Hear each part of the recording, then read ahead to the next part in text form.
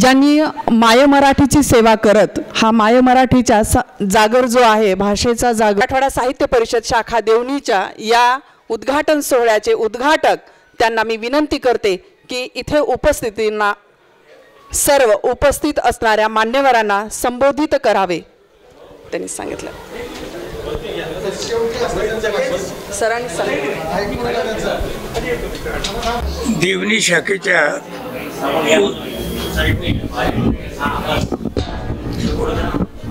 उद्घाटन समारंभाचे अध्यक्ष ज्या संस्थेमध्ये आज आपण उपस्थित आहोत त्या संस्थेचे सचिव श्रीयुत भगवानराव पाटील तळेगावकर, ज्यांचा या संस्थेशी स्थापनेपासून 3 पिढ्यांचा संबंध आहे। मराठवाडा साहित्य परिषदेचे उपाध्यक्ष आमचे स्नेही रामचंद्र चिरुके, कार्यवाह डॉक्टर दादा गोरे, लातूर जिल्ह्यातील विविध शाखांमधून आलेले मराठवाडा साहित्य परिषदेच्या शाखांमधून आलेले अध्यक्ष, कार्यवाह, प्रतिनिधी, देवणी शाखेचे अध्यक्ष शिवाजीराव बिराजदार, आपण सर्वजण बंधू आणि भगिनी, प्रथम मी हा चांगला दिवस आपण निवडला या शाखेच्या उद्घाटनासाठी, त्याबद्दल या नूतन शाखेचे सर्व पदाधिकारी यांचं अभिनंदन करतो। अभिनंदन याच्यासाठी की अण्णाभाऊ साठे यांच्या जयंतीच्या दिवशी ही शाखा स्थापन होती। मला आपल्या सर्वांना सांगायचं आहे की अण्णाभाऊ साठे फार मोठे लेखक होते, पण किती दिवस शाळेत गेले होते? फक्त 1.5 दिवस। 1.5 दिवस शाळेत गेलेल्या माणसानं प्रचंड अशा प्रकारचं लेखन करून, वाचिनी अशा प्रकारचं लेखन करून सर्वांच्या पर्यंत आपलं साहित्य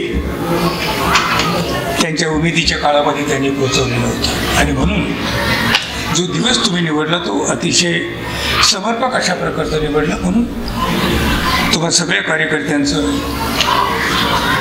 मी अभिनंदन करतो केलं।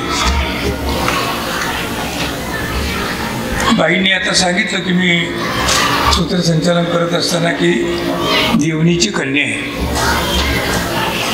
मराठवाडा साहित्य परिषदेचा देवणीचा संबंध अशा पद्धतीचा जोडण्याचा प्रयत्न त्यांनी केला। मी याच्या पलीकडे जाऊन असं सांगेन की 1962 मध्ये देवणी तालुक्यातील दलित सभागातील एक तरुण जोडपं फिरत फिरत फिरत पोट भरण्यासाठी फिरत औरंगाबादला आले। आणि औरंगाबादला आल्यानंतर त्यावेळेचे आमचे जे पूर्वसुरी होते, अनंत बालेराव वगैरे खूप लोक होते, ज्यांनी काम केलं। हळूहळू ती संस्था आकाराला आणण्याचा प्रयत्न त्या काळात केला। त्या काळामध्ये कोणतीच साधनं नव्हती, अशा काळामध्ये त्यांनी तो केलेला होता। ते जोडपं आल्यानंतर त्याला कोणताही आधार नव्हता आणि मराठवाडा साहित्य परिषदेच्या रिकाम्या जागेमध्ये रात्री ते झोपला। त्या काळात इमारती वगैरे असं काही नव्हतं, सगळीकडे असं उघडत असायचं ठिकठिकाणी मोकळी जागा एखादं घर, मोकळी जागा एखादं घर। आज जसं आता उस्मानात खूप भरलं, पण 20-21 वर्षापूर्वी उस्मानाचं जे चित्र होतं तशा पद्धतीचं चित्र त्या औरंगाबादचं सुद्धा त्या काळामध्ये होतं। आणि म्हणून ते तरुण जोडपं जे तिथं झोपलं, त्यावेळेचे जे कोण पदाधिकारी होते त्यांनी सकाळी जेव्हा त्यांची भेट झाली तेव्हा त्याची चौकशी केली आणि मराठवाडा साहित्य परिषदेने त्या जोडप्याला आपल्याकडे ठेवून घेतलं की तुम्ही इथं राहा, या जागेत राहा, या जागेवर देखरेख करा। तुम्हाला त्यावेळीची परिस्थिती 62ची परिस्थिती पैसेच मिळत नव्हते, कशालाच पैसे मिळत। शिक्षकाचा पगार 100 रुपये होता, 100ही होता की नाही मला शंकाची, इतका कमी पगार त्या काळामध्ये होता। आणि त्या काळामध्ये मराठवाडा साहित्य परिषदेनं तुम्ही इथं थांबा, तुम्हाला काय करायचं ते करा, आम्ही तुम्हाला 10 रुपये देऊ। बरीच वर्षे ते जोडपं मराठवाडा साहित्य परिषद काम करत होते. परिस्थिती जशी जशी सुधारत गेली तसा तसा तो पगारही वाढत गेला आणि तुम्हाला तुमचा उद्योग सुद्धा तुम्हाला करता येईल असं सांगितलेलं होतं. जवळच एक सिनेमाचं थिएटर होतं. संध्याकाळच्या वेळेला हरभरी तेल मीठ तिखट लावून त्याची बायको किंवा तो तिथं विकायचा आणि असा त्याचा उदरनिर्वाह चाललेला होता. 10मध्ये त्याचं निधन झालं कॅन्सरनं. आणि मग आता बायकोनं कुठं जायचं, लहान मुलं होती तेव्हा आम्ही सांगितलं की अजूनही ते तिथंच आहे की तुम्ही इथंच राहा. तुम्हाला जी खोली आम्ही दिलेली ती खोली तुमच्याकडून आम्ही रिकामी करून घेणार. सध्या तुमची मुलं मोठी होईपर्यंत तुम्ही इथं राहा. आता मोठी झाल्यानंतर आणि कामधंद्याला लागल्यानंतर त्यांनी सोडणं ही त्यांची जबाबदारी होती, पण त्यांनी अधिकार दाखवला आणि म्हणून आम्ही काही बोललो नाही. राहा, फक्त गडबड करू नका एवढंच त्यांना सांगितलं. आजही त्या ठिकाणी राहतात. हा देवणीचा आमचा संबंध आहे. मी मध्येच बोलायला उठलो त्यामुळं काही वक्ते अस्वस्थ झाले की आपल्या आधी त्यांना माझ्या बोलायचं होतं. त्याचे कारणच मी का हस्तक्षेप केला त्याचं कारण माझी प्रकृती म्हणजे 3-3.5 महिन्यात माझं वय 84 चालू आहे. मी कुठे हिंडत नाही. रामभाऊच्या आग्रहा खातर आणि विराजन वगैरे ही जी मंडळी तुमची होती की नाही तुम्हाला यावंच लागतं असं म्हटल्यानंतर त्या संस्थेचं काम आपण करतो. प्रकृतीचं कारण सांगून प्रवासाचं कारण सांगून आपली जबाबदारी टाळणं हे मला कधीही रुचलेलं नाही. मी ते कधीही टाळलेलं नाही आणि म्हणून एवढा मोठा प्रवास करावा लागेल हे गृहीत धरून मी या शाखेचं उद्घाटन करण्यासाठी इथं आलेलो आहे. हे कारण मी तुम्हाला एवढ्यासाठी सांगतो की 3 महिन्यापूर्वी 3-3.5 महिन्यापूर्वी डॉक्टरांनी आता तुम्हाला साखरेचा प्रादुर्भाव झालेला आहे असं सांगितलं आणि त्याच्याबरोबर असं सांगितलं गोळी दिली नाही. काठावर आहे. गोळी वगैरे त्यांनी मला दिली नाही, पण त्यांनी मला सांगितलं की तुम्ही फक्त तुमच्या खाण्याच्या जेवणाच्या वेळा आणि इथून पुढे बोट टाक एवढंच त्यांनी मला सांगितलं. त्यांनी पाळत साधारणपणे 1 ते 1.5च्या सुमारास मी जेवतो. त्याच्यापेक्षा आता आपला समारंभ 3-3.5 पर्यंत चालणार आहे माझ्या लक्षात. आणि मग परभणीला 1 महिन्यापूर्वी असंच बोलायला उभं राहिल्यानंतर शरीरानं सिग्नल दिलं. तुम्हाला इशारा देतं की आता नाही हे जमणार नाही. आणि म्हणून ती गोष्ट माझ्या लक्षात आली. परभणीच्या ठिकाणची गोष्ट लक्षात आली. इथेही बोलायला उभं राहिल्यानंतर सिग्नल देईल मला आणि मग काय सांगावं काय करते. लोकांना बिनमुख पाठवणं ही काही चांगली गोष्ट नाही आणि म्हणून मी थोडा उशीर झालेला ते सिग्नल कदाचित सुरूही होऊ शकतात. पण म्हणून आपल्याला 1-2 मुद्दे जे इथं मांडायचे ते मांडता यावे ते सांगावं. इतक्या लांब आलो, तुम्ही एवढ्या मोठ्या संख्येनं या ठिकाणी उपस्थित आहात आणि मग मी बोललो नाही तिथे उचित दिसणार म्हणून मी हा हस्तक्षेप केला. मी माझ्या अगोदरच्या वक्त्यांची जी गैरसोय केली त्याच्याबद्दल मी दिलगिरी व्यक्त करतो. मित्र हो, आपल्या प्रदेशाला फार सोसलं. जगामध्ये आपल्या प्रदेशाला जितकं सोसलं तितकं जगामध्ये मी म्हणतो, हा भारतात म्हणत नाही, जगामध्ये आपल्या प्रदेशाला जितकं सोसलं तितकं कोणत्याही प्रदेशानं सोसलेलं नाही. 652 वर्षे आपण पारतंत्र्यात होतो. जगातला कुठलाही भूभाग इतका प्रदीर्घ काळ 6.5 वर्षे पारतंत्र्यात नव्हता. आणि तुम्ही जेव्हा पारतंत्र्यात जाता तेव्हा तुमच्यावर आघात होतात, तुमच्या संस्कृतीवर आघात होतात, तुमच्या भाषेवर आघात होतात, तुमच्या इतर गोष्टींवर सुद्धा आघात होतात. ही जगाची रीती आहे. जेते आणि जीत आपण जिंकले गेलेलो होतो, कोणीतरी आपल्याला जिंकलेलं होतं आणि म्हणून ते आपले सत्ताधीश होते. म्हणून हळूहळू ते सत्ताधीश होते. म्हणून अल्लाउद्दीन खिलजीनं देवगिरीच्या सम्राटावर हल्ला करून त्याचा पराभव केला आणि देवगिरीची सत्ता जी मराठी सत्ता होती ती सत्ता संपवली. तिथून तर 17 सप्टेंबर 1948 पर्यंत हा हळूहळू सुरुवातीचा काही काळ आपल्यावर भाषिक आक्रमण झालं नसेल, सांस्कृतिक आक्रमण झालं असेल, हळूहळू ते आपल्यामध्ये भिनत गेलेलं असेल, थोडं ते भिनत गेलेलं असेल, पण नंतरचे राज्यकर्ते हळूहळू जेव्हा पक्के होत जातात एखाद्या भूमीमध्ये, त्यावेळेला त्यांची संस्कृती, त्यांची भाषा आणि त्यांचं बाकीचं सगळं जे जीत असतात, जे जिंकले गेलेले असतात त्यांच्यावर लादण्याचा प्रयत्न हे आपल्याही बाबतीत झालं. आपली सत्ता जेव्हा महाराष्ट्राच्या बाहेर गेली, शिवाजी महाराजांनी सत्ता निर्माण केली, मराठवाड्याला तिचा लाभ झाला आणि हा भाग बाजूला ठेवा. परंतु सत्ता निर्माण केली आणि ती सत्ता पुढे पेशव्यांच्या काळामध्ये वाढत गेली आणि उत्तर हिंदुस्थानामध्ये मोठ्या प्रमाणात दिल्लीपर्यंत, अटकेपर्यंत लोक आपली गेली. ज्या ज्या ठिकाणी आपली सत्ता होती त्या त्या ठिकाणी हळूहळू आपल्या लोकांनी सुद्धा तेच केलं असणार, तेच केलेलं आहे की ही विसरता कामा नये.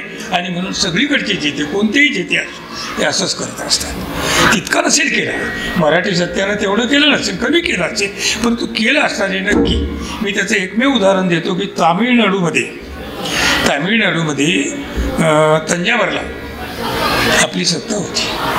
1920 पर्यंत दप्तर तामिळनाडूचं मराठीमध्ये, आज मराठीत सांगतो. तामिळनाडू हा कर्नाटक भेदून पलीकडे जावं लागतं आपल्याला. म्हणजे एकदम आपला मराठी संस्कृतीशी काही संबंधच उरत, कर्नाटकाचा संबंध येतो, पण आपण केटू नव्हतो. तुम्हाला बिदर येतं शेजारीच, तुम्हाला शेजारीच बिदर आहे, तिकडे उस्मानाबाद जिल्ह्याला तिकडे गुलबर्गा जवळ आहे आणि मग कोल्हापूर सांगलीला तिकडचा प्रदेश जवळ आहे. तो भेदून पलीकडे तंजावरची सत्ता होती आणि तंजावरच्या सत्तेमध्ये 1920 पर्यंत दप्तर म्हणून तंजावरचं सरस्वती महाल ही लायब्ररी जी आहे ही जगप्रसिद्ध लायब्ररी सगळ्या प्रकारचं. कारण तिसरी पिढी जी होती इंग्रजांच्या काळातली जी शेवटची जी पिढी होती ही सुसंस्कृत अशा प्रकारची, उत्तम शिक्षण घेतलेली अशा प्रकारची, ज्ञानाचं महत्त्व ज्या पिढीला कळत होतं अशा प्रकारची ती मराठ्यांची सत्ता असल्यामुळे, जरी ती दुय्यम दर्जाची इंग्रजांच्यामुळं तिय्यम दर्जाची झालेली तरी सत्ता होती. आणि म्हणून राजर्षी शाहू उदयाला आले, म्हणून सरफोजी राजे तंजावरला आले, म्हणून बडोद्याला सयाजीराव गायकवाडांचा सारखा जाणकार, अतिशय जाणता राजा आला, जाणता राजा उदयाला आला. आणि उत्तम काम मराठी सत्तेनं शेवटच्या पिढीनं उत्तम अशा प्रकारचं प्रबोधनाचं काम, शिक्षणाचं काम हे केलेलं आहे, हे केलेलं आहे. हे आपण या निमित्तानं मी सांगतो. पण सगळीकडे असं घडतं असं नाही. आपल्याकडे 652 वर्षामध्ये आणि विशेषतः 250 वर्षापूर्वी, म्हणजे आताची 75 वर्ष जर आपण धरली तर 350 वर्षापूर्वी निजामाची सत्ता आपल्याकडे स्थापन झाली, जी 224 वर्ष होती. म्हणजे 225 वर्षे ती होती. सुरुवातीचा काळ ठीक गेला असेल, पण नंतर अतिरेक झाला आणि अतिरेक झाल्यानंतर तुमच्या भाषेवरच आक्रमण झालं, तुमच्या संस्कृतीवरच आक्रमण झालं. तुम्हाला एखादा कार्यक्रम करायचा असेल तर तुम्हाला परवानगी घेऊनच तो करा, आणि ती परवानगी मिळतच नसे. आज अर्ज केला की मला 3 महिन्यानंतर हा कार्यक्रम आम्हाला आमच्या समाजाला घ्यायचा आहे, तर त्याची परवानगी 3 वर्षानंतर मिळायची. परवानगी मिळत नसे. तो कोण दडपून ठेवत होतं, काय होतं, हा विषय इथं महत्त्वाचा नाही आहे. मी मुद्दाम सांगतो की शेवटच्या काळामध्ये याचा अतिरेक जेव्हा झाला त्यावेळेला हा संबंध 650 वर्षाचा जो कालखंड आहे. मी कोल्हापूरला परवाच गेलो होतो, 15 दिवसापूर्वी विद्यापीठामध्ये मला बोलवलेलं होतं. तिथं बोलत असताना मी असं म्हटलं की हा जो तुम्ही महाराष्ट्र म्हणता हा महाराष्ट्र नाही आहे, हा खरा महाराष्ट्र हा मराठवाडा आहे. आणि तुमचा महाराष्ट्र जो आहे सध्याचा तो बृहन मराठवाडा आहे. महाराष्ट्राच्या बाहेर इंदूर, भोपाळ इकडे जो मराठी समाज आहे त्याला आपण बृहन महाराष्ट्र म्हणतो. तसा हा बृहन मराठवाडा हे मी सांगत नाही, हे 150 वर्षापूर्वी राजाराम शास्त्री भागवतांनी सांगून ठेवलेले. नंतर मध्ये अनेकांनी सांगितलं, देगलूरकरांनी सुद्धा हे मांडले. मी तर मांडतोच, पण अगोदरच्या लोकांनी सुद्धा हे मांडले, संशोधन करून त्याने ते मांडलेले. आणि म्हणून जिथं महाराष्ट्र घडला त्या महाराष्ट्राकडे हा जो बाकीचा बृहन महाराष्ट्र होता, महाराष्ट्र इथं घडला, बृहन महाराष्ट्र होता, त्याने अजिबात लक्ष दिले की इथला समाज, इथं एक आपला समाज आहे ज्या समाजानं मुहूर्तमेढ रोवलेली, हा समाज आता कशा अवस्थेत आहे कोणीही आपल्याकडे लक्ष दिलेलं नव्हतं. आणि म्हणून मला आपल्या समाजाचं कौतुक वाटतं. मराठवाड्यातल्या मराठी समाजाचं कोणतं समाज म्हणत असताना जात अजिबात नाही. जे कोणी राहत असतील, इथली भाषा, इथली संस्कृती, इथल्या संस्कृतीचा अवलंब करत असतील, इथली भाषा बोलत असतील, तो जो समाज होता त्या समाजानं आपली संस्कृती टिकवली, त्या समाजानं आपली भाषा जतन कशी केली, आपली भाषा जतन कशी केली, ही राखून कशी ठेवली, या सगळ्या याच्यातून याचं कौतुक करायला पाहिजे. कोणीही उल्लेख सुद्धा नाही. अनेक लेखक तिकडे नंतर झाले. आधी 400 वर्ष बाहेर कोणीच नव्हतं, आपणच होतो. पहिले 400 वर्षामधलं सगळं लेखन उत्तम दर्जाचं जे काय असेल ते इथं झालं, ते मराठवाड्यात झाले. तुकाराम महाराजांच्या उदयापर्यंत, म्हणजे सुरुवातीपासून 400 वर्षाचा कालखंड तुकारामांच्यापर्यंत जे कोणी झाले, नामदेव, ज्ञानेश्वर, माईमठ, चक्रधर, भास्कर भट्ट बोरीकर, नरेंद्र पंडित, किती जनाबाई, मुक्ताबाई, सगळे, बहदंबा, हे सगळे जे इथले आपल्या भूमीतले, पैठण परिसरातले, औरंगाबादचे, परभणीचे, उस्मानाबादचे गोरोबा काका, हे सगळे इथले आहेत. या भूमीतले, या भूमीने ही संस्कृती, भाषा नुसती जन्मालाच घातली असं नाही, तर ती वाढवली, तिचा विकास केला, तिच्यात लेखन केलं. तुम्ही 400 वर्षानंतर आम्हाला जोडले गेलं. तुकाराम महाराज उदयाला आले, कदाचित ज्ञानेश्वर महाराज त्याच्या आधी जाऊन तिथं त्यांनी समाधी घेतली देहूच्या जवळ आळंदीला, त्याचाही तो परिणाम असू शकतो. पण तो भाग आपण बाजूला जरी सोडला तरी तुकाराम महाराजापासून तुमचं सगळं सुरू झालेलं आहे. आमचं 400 वादी, आणि म्हणून 400 वर्षापर्यंतचं जे काय असेल, जे महाराष्ट्राचं आणि मराठीचं आहे, ते फक्त मराठीचं. आणि इथल्या समाजाला तुम्ही इतकी वर्ष विसरून गेलात. 652 वर्ष हा समाज अडकलेला आहे. कोणीही त्याच्याकडे लक्ष दिले. पुढच्या संशोधकांनी याची नोंद सुद्धा घेतली. याची जी नोंद घ्यायला पाहिजे, वाङ्मयाच्या इतिहासात, संस्कृतीच्या इतिहासात कोणीही नोंद घेतली नाही. आता मी बोलतो, आता सगळीकडे ते स्थिर होत चाललेले, लोकांच्यापर्यंत ते पोहोचलेले. कोणीही आपल्याला उत्तर देऊ शकत ते दाखवा ना. हा जयद्रथ, हा सूर्य, तुम्ही आम्हाला दाखवा. आमचा जो आहे आम्ही तुम्हाला सांगतो, तुम्ही ते खोडून काढा, किंवा आमचे हे होते असं आम्हाला सांगा. तुकारामांपासून आम्ही पुढे मान्यच करतो. आणि म्हणून जिथं ही झाली तिथंच खूप मोठे अत्याचार भाषिक म्हणतो, बाकीचे तर झाले, पण भाषिक आणि सांस्कृतिक तिथंच झाले. आणि तरीही या समाजाने ती टिकवली, ही आपल्यासाठी अभिमानास्पद. म्हणून आपण आपल्या पूर्वजांचा अभिमान बाळगला. आपल्या पूर्वजांचं रूप कधीही विसरता कामा नये.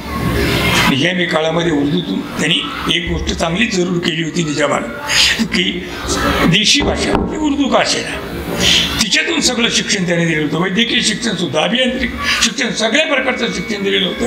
आणि त्यांनी इंजिनियर निर्माण केलेले होते, त्यांनी डॉक्टर निर्माण केले, युनानी असतील, पण त्यांनी निर्माण केलेले होते, काहीतरी त्यांनी केलेलं होतं. आणि इथल्या भाषेचा अवलंब, ती सुद्धा भाषा इथंच जन्माला आली. उर्दू नावाची जी भाषा आहे, तिला पूर्वी आमचे देवीसिंग चव्हाण दखनी म्हणायचे. त्यांनी खूप संशोधन केले ते औषधाकडचे. तर देवीसिंग चव्हाण जिला दखनी म्हणायची, ती दखनी भाषा सुद्धा मराठवाड्यात जन्माला आली, औरंगाबादला जन्माला आली. औरंगाबादच्या जवळ जे कुंताबा आहे, जिथं औरंगजेबाची कबर आहे, तिथे म्हणजे हा प्रदेश भाषा जन्माला घालणार.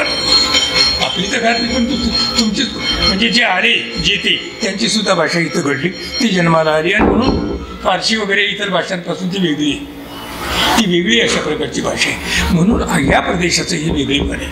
652 वर्ष. आणि आता भाषेवर अशा प्रकारचे अन्याय होत असताना तुम्हाला जर परवानगीच मिळत नसेल कार्यक्रम करायचा भाषिक, 3 महिन्यात जी परवानगी मागितली, 3 महिन्यानंतर आम्ही कार्यक्रम ठरवतो, 3 वर्षानंतर आपल्याला त्याची परवानगी मिळते, तोपर्यंत परवानगी मागणारा हयात आहे की नाही याचाही पत्ता लागत नाही. असं उदाहरण मी देऊ शकतो.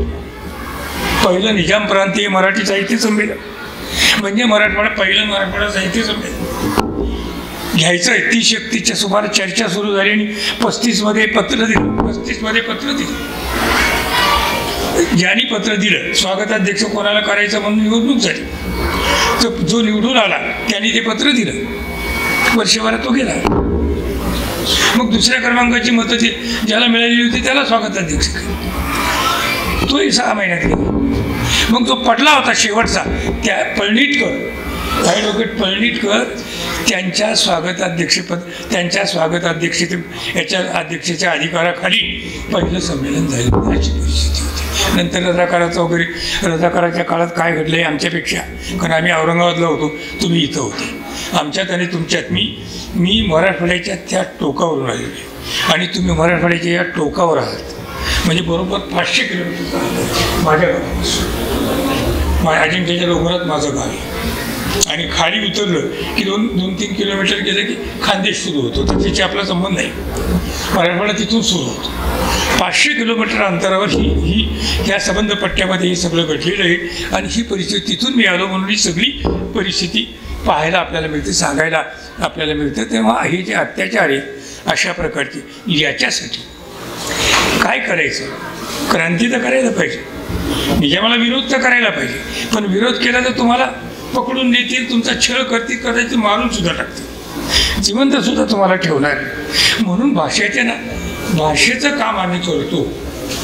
या नावाखाली मराठवाडा साहित्य परिषदेची स्थापना झाली आणि भाषेचं काम करण्याऐवजी म्हणून फुलचंद गांधी तुमचे पहिले कदाचित खासदार असतील किंवा उस्मानाबादचे तर होते, किंवा दिगंबरराव बिंदू हे मराठवाडा साहित्य परिषदेचे आधीचे सभासद आहेत. हे तुम्हाला सांगतो. म्हणजे क्रांती करण्यासाठी ही संस्था स्थापन झाली, राजकीय क्रांती. भाषेचं काम करता करता क्रांतीचं काम म्हणून राजकीय कार्यकर्ते आणि मराठवाडा साहित्य परिषदेचे कार्यकर्ते एकच होते, ते वेगळे नाही. तिकडे ते काम, पण भाषेचे आम्ही कशासाठी जमलो? आमच्या भाषेचं काम करायचं. आणि मध्ये चर्चा काय चालली? बॉम्ब कसे तयार करायचे, हल्ले कसे करायचे, योजना कशा आखायच्या, हे याच्यासाठी ही संस्था स्थापन झालेली. आणि मी म्हणत असतो की जगामध्ये राजकीय क्रांतीसाठी भाषिक किंवा साहित्यिक संस्था जी स्थापन झालेली ही पहिली आणि एकमेव संस्था आहे. पण हा इतिहासच कोणाला माहीत नाही, कारण मुळापर्यंत कोणी जाण्याचा प्रयत्न करत. निजामाने आणि मधल्या यानं आपल्यावर आपली जी भाषिक स्थिती निर्माण केलेली होती तशा प्रकारची भाषिक स्थिती आज निर्माण झाली.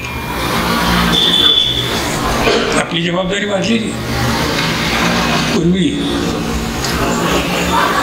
आपल्या मुलाला काय शिकवायचं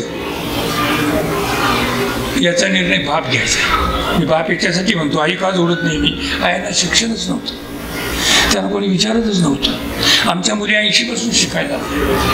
पश्चिम महाराष्ट्रातल्या मुली सावित्रीबाईने शाळा सुरू केली आणि दगड गोटे शेण खाल्लं आणि मुलींना शिकवलं. त्याचा सगळ्या समाजाला फायदा झाला नाही. ज्या समाजानं दगड गोटे मारले त्यांना, त्या समाजातल्या मुलींना स्त्रियांना फायदा, ब्राह्मण स्त्रियांना त्याच आधी शिकल्या. परवापर्यंत आपल्याकडे सुद्धा तेच घडलं. एखाद दुसरं श्रीमंत कुटुंबातली स्त्री असेल, नाही असं नाही, एखाद दुसरी असू शकते, तो अपवाद आहे. आत्ता 80पासून आमच्या मुली शिकायला लागलेल्या आहे आणि आमच्या मुली शिकल्या, संध्याच संपल्या, संधीच नाही त्यांना. कुठं संधी? मुली शिकल्या पण संधी कोणीच नाही. कुठेही त्यांना नोकरी मिळत नाही, काम मिळत नाही, काय. पुन्हा आपलं निंदी खुरपणी चालूच आहे त्यांची. हे भीषण अशा प्रकारचं वास्तव. आणि या भीषण वास्तवाच्या हे वास्तव लक्षात घेता आणि हा आजचा काळ लक्षात घेता निजामाशी आजच्या सरकारचं नातं. बाप निर्णय घ्यायचा की माझ्या मुलाला काय शिकवू. आज बाप निर्णय घेत नाही, सरकार निर्णय घेतो, मुख्यमंत्री निर्णय घेतात. त्यांच्या राजकारणाच्या सोयीसाठी असेल, पण ते निर्णय घेतात. आमच्यावर का लागतात? कशासाठी आमच्या पोरांना हिंदी शिकवता तुम्ही? पहिली बाजू फार संबंध आहे त्याचा. आमची मातृभाषा कोणती आहे जिच्यातून आमचं आकलन नाही, आम्हाला ताबडतोब जे कळू शकतं. आईबापाची भाषा, आमच्या समाजाची भाषा. आईबाप ही संकल्पना सुद्धा आपल्याला बात करावी लागेल आता. कारण आपली मुलं एक सून मुलगा जर दुसऱ्या समाजामध्ये जाऊन राहिला, दुसऱ्या प्रांतामध्ये, तर त्याची जी मातृभाषा आहे मराठी, ती तिथं उपयोगाचीच नाही आहे. त्या समाजाचीच भाषा त्याला स्वीकारावी लागते. आणि म्हणून मातृभाषेची व्याख्या आता बदलायची गरज निर्माण झाली. ती त्या परिसराची, त्या समाजाची जी भाषा असेल ती भाषा म्हणजे जवळपास मातृभाषा असं म्हणायला पाहिजे. आणि म्हणून ती शिकायला पाहिजे. आणि म्हणून बाहेरचे लोक जर इथं राहत असतात, आमचे लोक बाहेर आहेत, ते तिथली भाषा शिकतात. कर्नाटकात कानडी शिकतात, आंध्रात तेलुगू शिकतात. आपली थोडीफार घरात टिकवत असतील, टिकवा, ती टिकवलीच पाहिजे. घरामध्ये ते टिकवत असतील. पण तुमचे जर बाहेरून इथं पोट भरण्यासाठी येत असतील तर तुम्ही तुमच्या घरात काय करता, तुमच्या समाजात एकत्र असताना काय करता, याच्याशी आमचा संबंध नाही. पण तुम्ही जेव्हा समाजात येता आणि व्यवहार करता, बाजारात येता आणि व्यवहार करता, त्यावेळेला आमची जी भाषा आहे त्या भाषेतच तुम्हाला व्यवहार करता आला पाहिजे. करता आला पाहिजे विभाग, तर करायला पाहिजे. तर तुम्ही म्हणता नाही करणार. विधानसभेत सुद्धा मी बोलणार नाही अमुक भाषा म्हणून. आणि आमचे राज्यकर्ते खपावून घेतात. ही सगळी शेतकऱ्यांची पोरं आहे जे शेतकऱ्यांचं वाटोळं करायला निघाले. शेतकऱ्याला भाव नाही. ते 1 रुपया मोदींनी आपल्याला 1 रुपयाचा विमा दिलेला होता, आमच्या अजितदादांनी तो बंद करून टाकला की तो आता तुम्हाला 1 रुपयात मिळणार नाही. कारण तुम्हाला कर्ज मंजूर करू म्हणून सांगितलं, शेतकऱ्यांचं ते मंजूर नाही. बाकी सगळ्यांना सगळं चालतं, यांना सगळं मिळतं, त्यांना मिळत नाही. भाषेच्या बाबतीमध्ये सुद्धा नेमकी हीच गोष्टी. भाषेच्या बाबतीमध्ये कोणाला तरी स्वप्न पडतायत, कोणाला तरी असं वाटतं की आपण वरच्यांच्या नजरेमध्ये यावं म्हणून महाराष्ट्रावर हिंदी लादावी, म्हणून पहिलीपासून हिंदी. याला आपण विरोध केला पाहिजे. मराठवाडा साहित्य परिषद विरोध करतो, आम्ही केलेला आहे. जाहीर भूमिका आम्ही घेतलेली. आपली सगळ्यांची ही जबाबदारी. तुम्ही आम्हाला 5 मुलं असली तर तुम्ही याच्यावर ऑनलाईन शिकवा म्हणतात. त्याला ऑनलाईन 5 वर्षाचं मुलं कसं शिकेल? 4.5 वर्षाचं, 5 वर्षाचं, 5.25 वर्षाचं, 5.5 वर्षाचं मूल कसं शिकेल?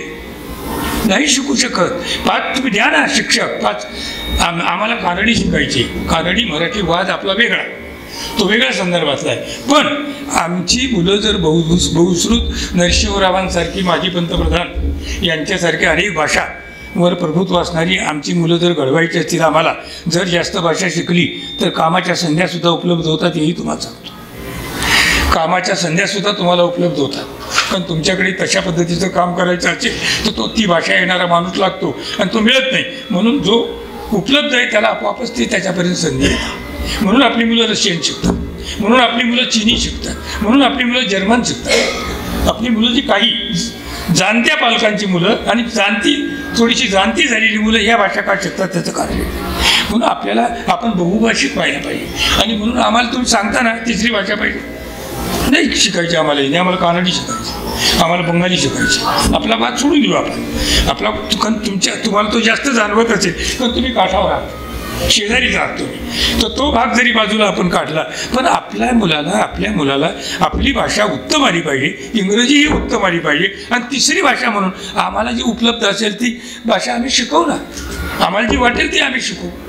तुम्ही पर्याय का देता आणि 5 मुलं का सांगता तुम्ही आम्हाला? तुम्हाला जर एवढं वाटत असेल तर नागपूर पु ल देशपांडे असं म्हणत असत की नागपूरच्या मराठी लोकांची मातृभाषा हिंदी आहे. हे मी जबाबदारीनं बोलतो. पु ल देशपांडे म्हणत असत की कारण ते लोक सगळा हिंदीतून व्यवहार करायचे, ते मध्य प्रदेशाशीच जोडलेले होते.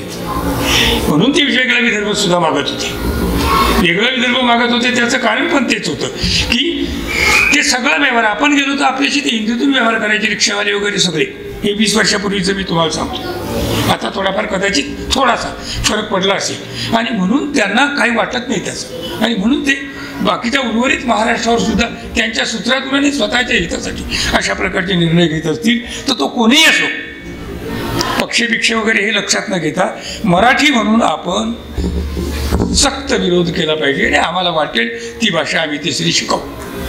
6 हिंदी राज्ये देशामध्ये, हिंदी राज्य 6 आहे. 6 हिंदी राज्यामध्ये 3री भाषा नाही.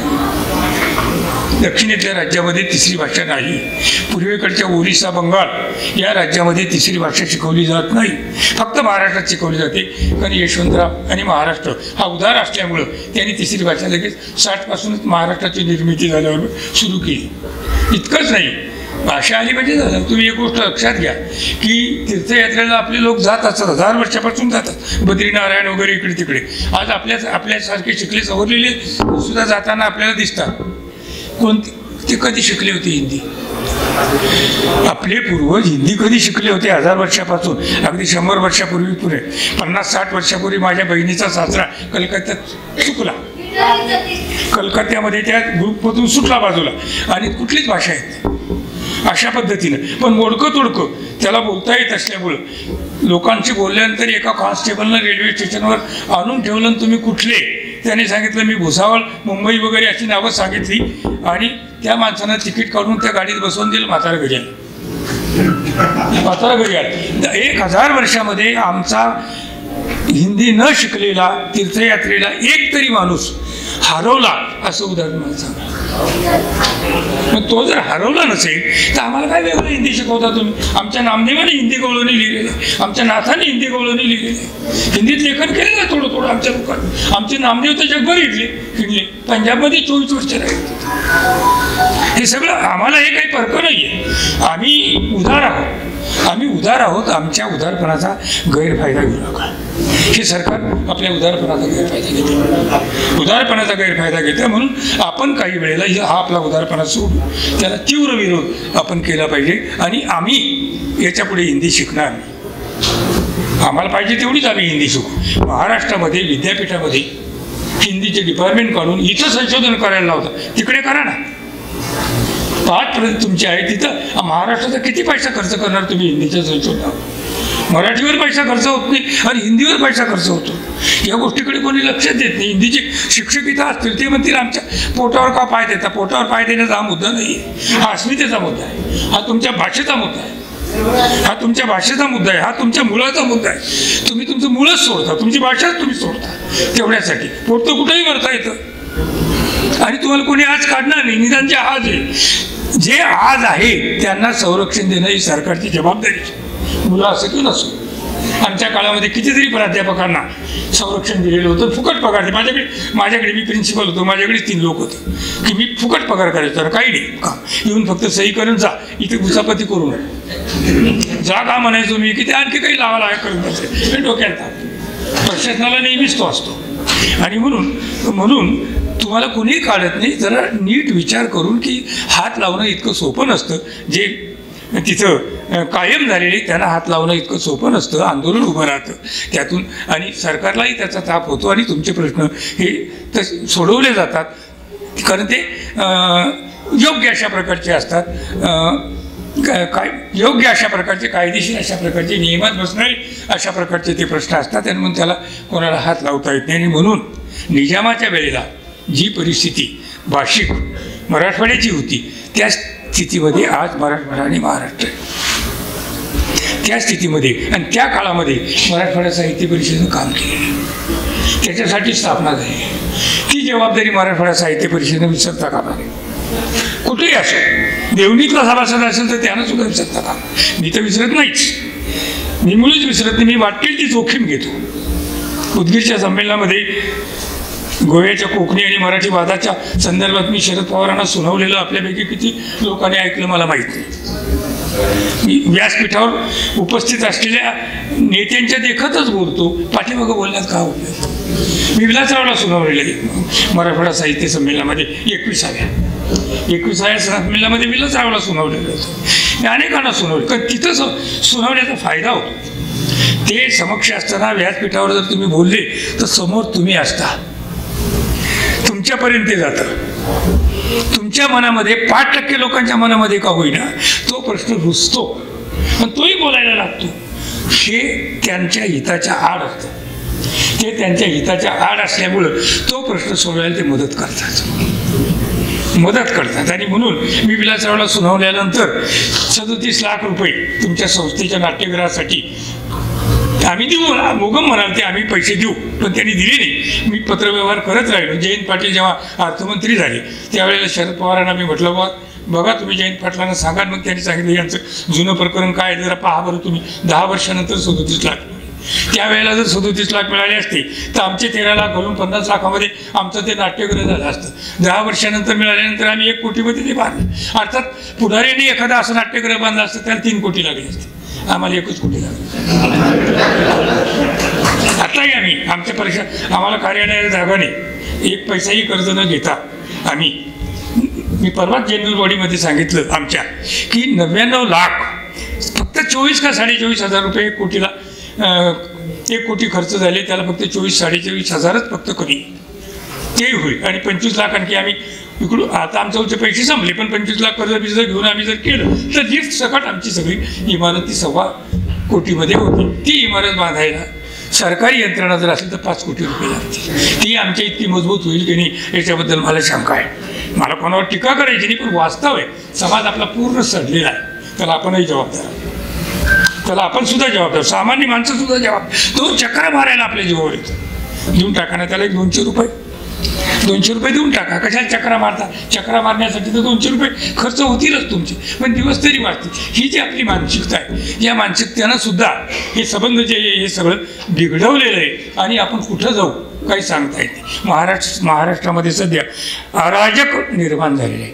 अराजक सदृश मी म्हणत नाही, अराजकासारखी परिस्थिती नाही. आणि म्हणून आज आपण भाषिक अराजकामध्ये सापडलेलो आहोत.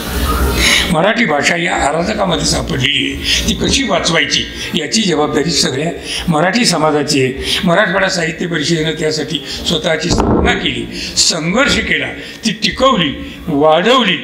जे संकट निजामाच्या काळामध्ये होतं तेच संकट आता देवेंद्र फडणवीस यांच्या काळामध्ये सुद्धा, ते मुख्य आहे म्हणून आपण सरकारच म्हणायला पाहिजे, तर यांच्या काळामध्ये सुद्धा आज उभं राहिलेलं आहे.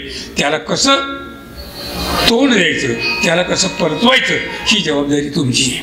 मराठवाडा साहित्य परिषदेच्या देवणी शाखेच्या उद्घाटनासाठी मला आग्रह करून बोलावलं.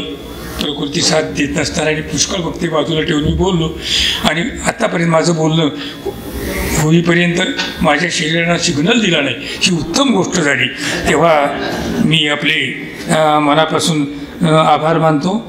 आणि हे जे खडकाळ रान, या खडकाळ रानामध्ये आता कुठं कुठं असं पीक यायला लागलेलं आहे. तर या हे पीक समृद्धपणे जर यायचं असेल तर त्याच्यासाठी ते जे पीक आहे त्याच्यासाठी जे खतपाणी लागतं, मुळापर्यंत पोचणारं अशा प्रकारचं जे खतपाणी लागतं, ते खतपाणी आपल्या शेतातल्या पिकाला शेतकरी घालतो, पण लेखनातल्या पिकाला जो कोणी लिहू वाचू पाहत असेल त्याचं त्यालाच घालावं लागेल. आणि त्याचं त्याने कसं घालायचं? मी फक्त माझ्या शेतातलाच ऊस खातो, दुसऱ्याच्या शेतातला खात नाही, असं म्हणून कसं चालेल? मी माझ्या शेतातलाच खातो, दुसऱ्याचं मी वाचत नाही. मी जे लिहिलं तेवढंच वाचतो, दुसऱ्याचं मी अजिबात वाचणार. आणि दुसऱ्याचं तू वाचणारच नाही तर तू काय लिहितोय तुला कसं कळेल? तुला कळलं पाहिजे ना की दुसरे कुठे आहे, तू कुठे आहे. तुम्ही इतरांचा व्यासंग केल्याशिवाय, इतरांचं वाचल्याशिवाय तुमच्यात वाढच होणार नाही. आणि तुमच्यात जर वाढ होणार नाही तर पिकं खुरटीच राहतील. ती खुरटी ठेवायची की उंच वाढवायची हे त्या लिहिणाऱ्यांवर अवलंबून आहे. त्यांच्या शिक्षकांच्यावर. शिक्षक फक्त सांगू शकतात की तुम्ही हे वाचा, ते वाचा. शिक्षक म्हणजे त्यात प्राध्यापकही आले, हे वाचा, ते वाचा. हे तू वाचलं का? जर समज असेल तर, कारण लहान असेल तर तू हे वाच, साने गुरुजी वाच, आमकू वाच, तामणकर वाच, हे त्याला सांगायला पाहिजे. तशा प्रकारची पुस्तकं अशा संस्थांनी. आपलं विद्यामंदिर आहे, विद्यामंदिराची ही जबाबदारी आहे, संचालक मंडळाची ही जबाबदारी आहे की आपली लायब्ररी त्या दिशेनं आपल्या मुलांच्या मध्ये एक प्रकारची पक्वता येण्याच्या दृष्टीनं जे खाद्य त्यांच्यासमोर ठेवायला पाहिजे ते त्याला उपलब्ध करून द्यायला पाहिजे. कारण पालक गरीब असतात, सगळेच नाही. अलीकडे बऱ्यापैकी पालक आता पैसे भरपूर असतात पण पुस्तकं विकत घ्यायला तयार नाही. इतर गोष्टी मात्र ते काय वाटेल ते करतात. तर तो त्यांचा मुद्दा आहे. पण आपल्या घरामध्ये पुस्तकंही असावीत, आपल्या मुलांनी वाचावं, आपल्या घरामध्ये रोज वर्तमानपत्र यावं. निदान असं बायकासुद्धा, स्त्रियासुद्धा तर कुठेतरी चालतील, वाचतील. घरामध्ये एखादा अंक येऊन पडावा, मी फावल्या वेळामध्ये स्त्रिया तो अंक वाचतील, त्यांची अभिरुची वाढेल. कदाचित त्यांच्यातूनही एखादी ताराबाई निर्माण होईल, एखादी आनंदीबाई निर्माण होईल.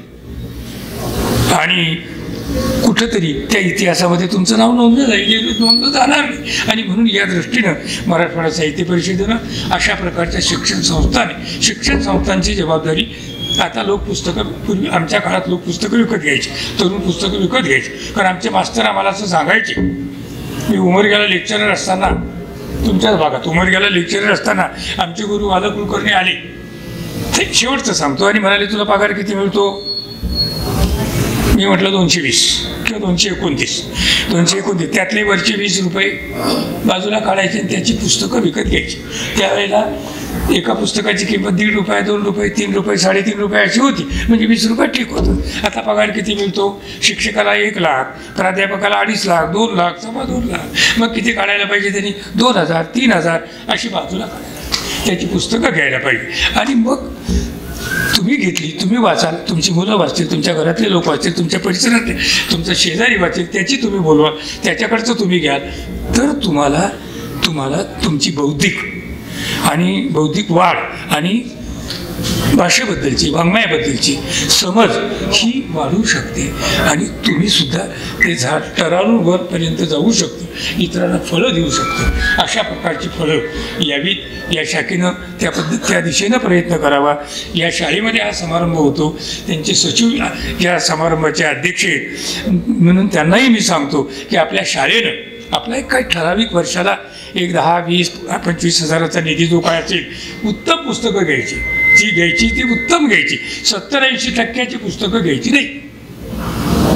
70 किलोनं जी पुस्तकं मिळतात किलोनं ती पुस्तकं घ्यायची नाही, त्याचा काय उपयोग नसतो. तुम्ही 10 पुस्तकं घ्या, 100 घेण्याच्याऐवजी 10 पुस्तकं घ्या. त्याचे संस्कार हे तुमच्या वाचकांवर मुलांवर झाले पाहिजे. अशा प्रकारची पुस्तकं तुम्ही घ्या. जाणते शिक्षक आपल्याकडे असतातच, म्हणजे 100चा स्टाफ असेल तर एक 5-10 तरी लोक त्याच्यामध्ये वाचन वेळे असतात आणि त्यांनाही वाटतं की आपण हे वाचावं, मिळत नाही, गप असतात, स्वतःचे पैसे खर्च करायची तयारी नसते, तेव्हा हे संस्थेनं करावं अशा प्रकारची अपेक्षा व्यक्त करतो आणि आपल्या शाखेचं उद्घाटन झालं असं जाहीर करतो. शरीर सिग्नल द्यायला लागलेलं आहे.